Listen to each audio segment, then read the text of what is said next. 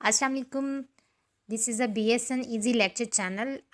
In here, I'm sharing some MCQ for preparation of entry test BSN, Post RN, Specialization, LHV और MSN. अगर आपको ये video अच्छी लगे तो लाइक एंड सब्सक्राइब करें. क्वेश्चन नंबर 1 हम रीड करते हैं वन बाय वन. ये काफ़ी लेंथी इसमें क्वेश्चंस दिए हुए हैं. अगर ये आपको वीडियो अच्छी लगे या आपको प्रोडक्टिव लगे तो आप इसे मज़ीद फॉलो कर सकते हैं, क्योंकि मैंने यहाँ पे बहुत 500 से भी ज़्यादा MCQ जो हैं वो मैंने शेयर किए. So let's start the video. Health is a state of complete physical, mental, social well-being and not merely the absence of disease or infirmity. ये किसने स्टेट किया था, कौन सी एजेंसी ने? तो यहाँ पे मैंने बोल्ड किया हुआ है राइट आंसर. तो WHO ने हेल्थ की डेफिनेशन दी थी. Second MCQ, the theory of operant conditioning was propose by. अब ऑपरेंट कंडीशनिंग जो है वो प्रपोज किया था स्किनर ने, बट क्लासिकल कंडीशनिंग पैवलोव ने. तो यहाँ पे डिफरेंस आप लोग याद रखिएगा. Self care deficit theory was propose by, तो इसमें ड्रोथिया ओरिम है. ओरिम ने सेल्फ केयर डेफिसिट थ्योरी दी थी.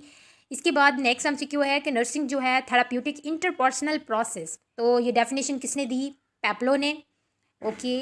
नेक्स्ट MCQ है the goal of nursing is to put the patient in the best condition for nature to act upon him. तो ये Florence Nightingale ने कहा था, क्योंकि वो ज़्यादातर इन्वायरमेंट को इसमें आपकी केयर में लिंक करती थी कि अगर इन्वायरमेंट आप बेस्ट रखेंगे दैन आप अपनी जो हेल्थ है उसको प्रमोट कर सकेंगे.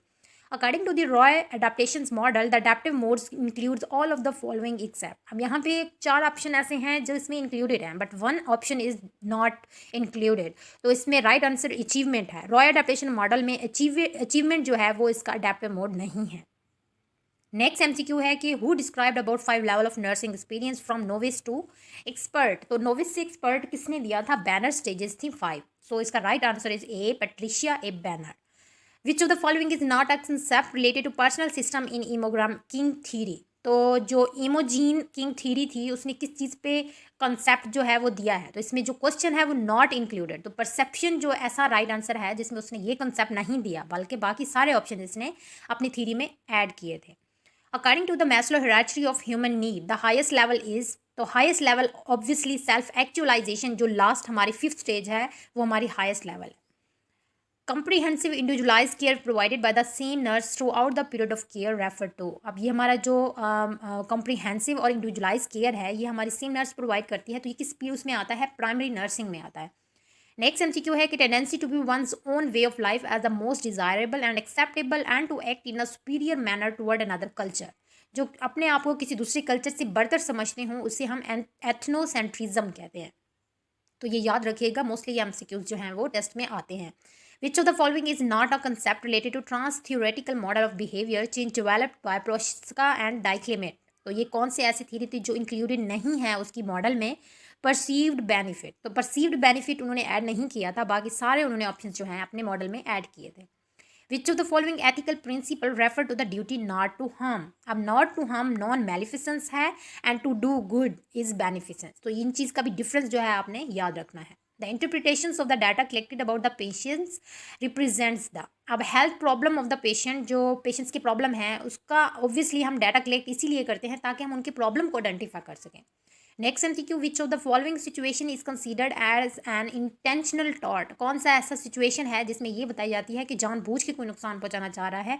तो option B is nurse divulges private information about the patients to media. अगर वो जानबूझ के पेशेंट्स की इन्फॉर्मेशन को मीडिया तक पहुंचाती है तो इसका मतलब वो इंटेंशनल टॉर्ट कर रही है.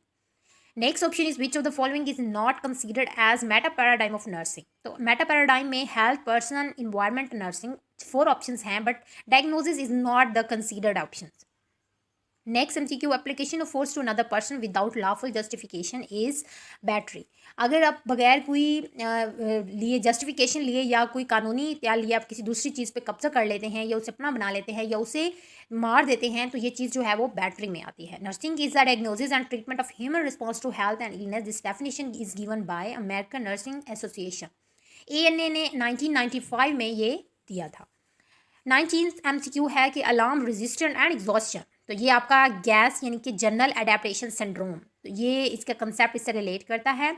और last MCQ is in children calculation of drug is done on the basis of weight. हम बच्चे के वजन से हम उनकी ड्रग की जो कैलकुलेशन करते हैं वो किसी भी बच्चे की वजन से करते हैं. तो अगर ये आपको वीडियो अच्छी लगी हो तो लाइक एंड सब्सक्राइब करें. इंशाल्लाह नेक्स्ट वीडियो में मैं नेक्स्ट चैप्टर आपको शेयर करूँगी और इसका PDF भी मैं आप लिंक में अटैच करूँगी. अल्लाह हाफ़िज़.